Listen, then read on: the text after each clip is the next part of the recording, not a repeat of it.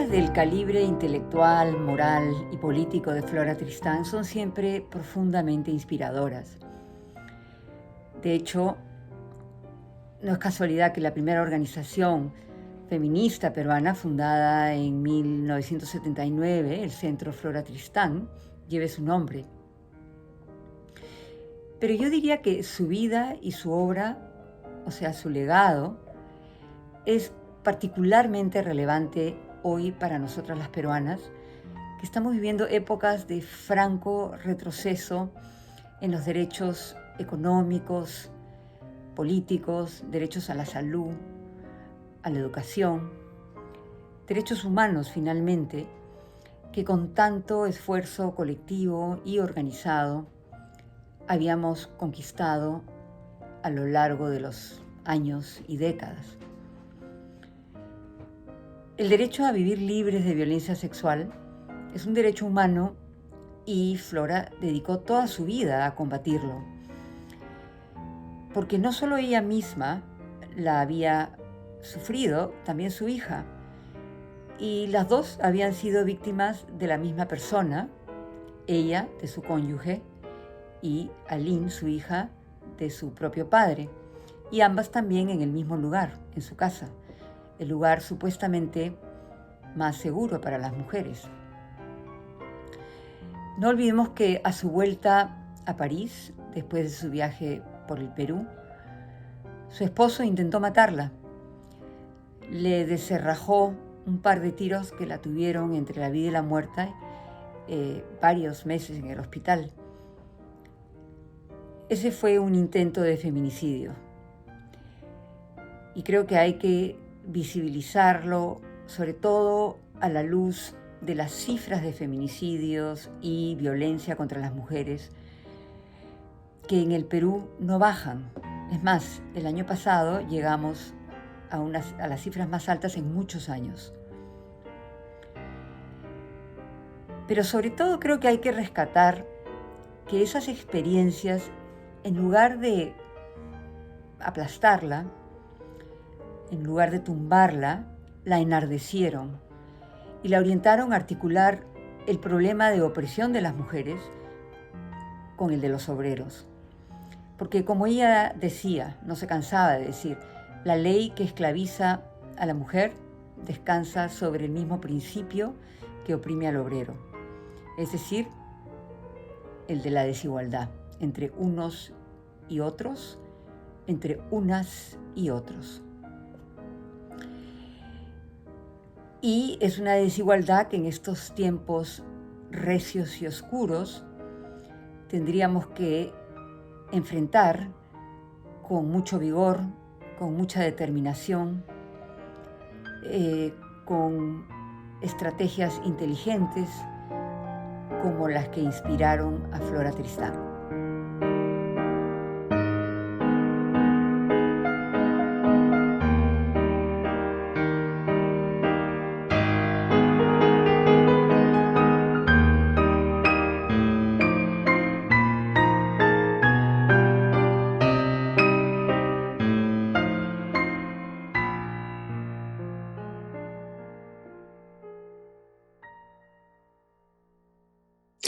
Me parece que si consideramos la obra que ha sido traducida de Flora Tristán al castellano, definitivamente Peregrinaciones de una paria es su obra fundamental. Por muchas razones, porque nos presenta aspectos claves de la sociedad peruana de la época, ¿no? Tanto en el plano, en distintos niveles de la cultura, en el plano político, y en el estatus que tienen las mujeres que ella encuentra, tanto en Arequipa como en Lima, pero también porque esta mirada sociológica que ella desarrolla en este libro de viajes lo construye a partir de un punto de vista singular. Este punto de vista es el de paria. Ella utiliza este concepto desde el título de su obra, que es, dicho sea de paso, un concepto muy importante para entender el siglo XIX francés. Un concepto que se entiende dentro de un contexto singular, ¿no? Después de la Revolución Francesa, hay fuerzas que se están reacomodando y que van a luego explicar las revoluciones sociales que se vivan en la segunda mitad del siglo XIX.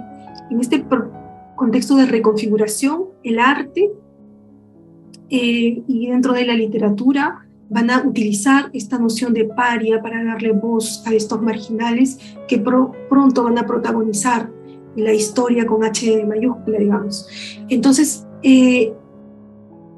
Flora Tristán actúa en ese momento y escribe en ese momento. Su escritura es al mismo tiempo acción. Utiliza entonces, nutre esa noción de paria gracias a sus marginalidades, a las marginalidades que ella acumula, ¿no? Económicas, familiares, sociales, y mira a las mujeres desde esa posición.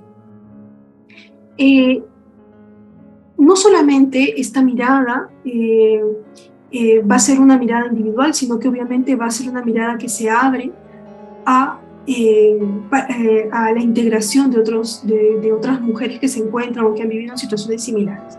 Este proyecto, este proceso de apertura, lo podemos ver en otra obra, en otro escrito fundamental que espero que se publique pronto en Perú, que se está preparando, cuya publicación se está preparando, traducción y publicación se están preparando, y que creo que es muy, muy importante. Es un texto muy breve además, se titula Necesidad de dar una buena acogida a las mujeres extranjeras. Es el primer texto que ella escribe tras su regreso a Francia, después de su fundamental viaje a Perú, ¿no? Un viaje que cambia su forma de entender el funcionamiento de las sociedades y que la motiva a empezar una carrera literaria. Entonces, este escrito es un ensayo, ya no es un libro de viajes, es un ensayo, pero también es un ensayo donde está muy presente el yo, como en todo lo que escribe. Y que nutre este yo, que va a nutrir, en este caso, las ideas, ¿no? Sus ideas son, en primer lugar, mostrar todos los tipos de mujeres solas, mujeres que viajan y que tienen que desplazarse solas, y enseguida mostrar de qué manera se puede remediar la vulnerabilidad en la que se encuentran y la violencia que sufren en estos viajes, en estos desplazamientos solas, ¿no? Entonces es un texto en el que ella se identifica, crea categorías: la mujer que viaja para reclamar la herencia, o en su caso la mujer que huye del marido, también en el caso que ella vive, y otros con los que no necesariamente se identifica, pero que sí ha podido observar gracias a sus propios desplazamientos y viajes, ¿no?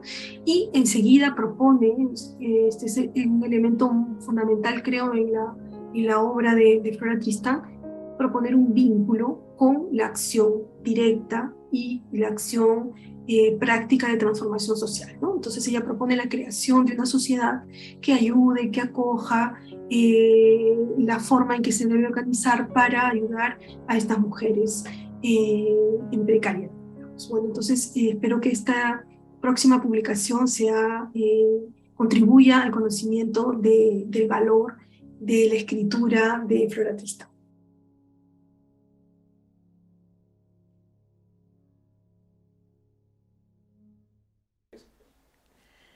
La vigencia de los aportes de Flora Tristán son muchos, no solo por su capacidad reflexiva, su compromiso con la justicia, su lucha por los derechos de las mujeres, sino porque sus vivencias, sus rebeldías, sus formas de expresión y sus disputas democráticas radicales siguen siendo de insospechada, inspiradora y tenaz actualidad para las mujeres, para la clase trabajadora, para las y los desposeídos, recuperando su condición de paria. Sentirse paria fue la chispa de su rebeldía, ya no solo individual, sino también colectiva, claramente política.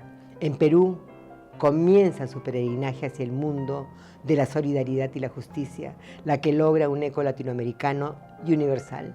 Así, la paria es un nuevo sujeto que asume su marginalidad como potencia, como motor de lucha y reflexión.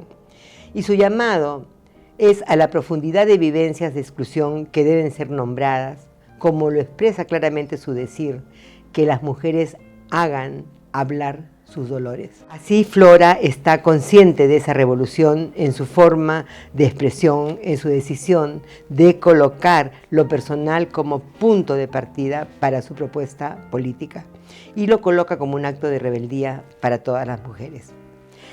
Es también una búsqueda de espacio propio en espacios contaminados por las diferentes formas de poder, incorporando en lo público las invisibles exclusiones y abusos de lo privado.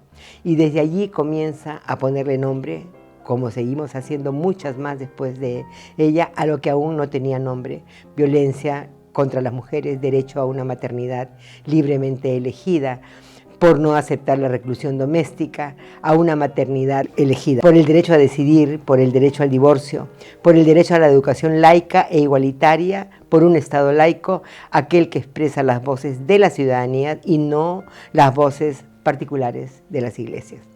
Es sin duda un pensamiento que se sitúa en las antípodas de poder y desde allí aporta una forma de analizar la realidad desde la complejidad, no la linealidad.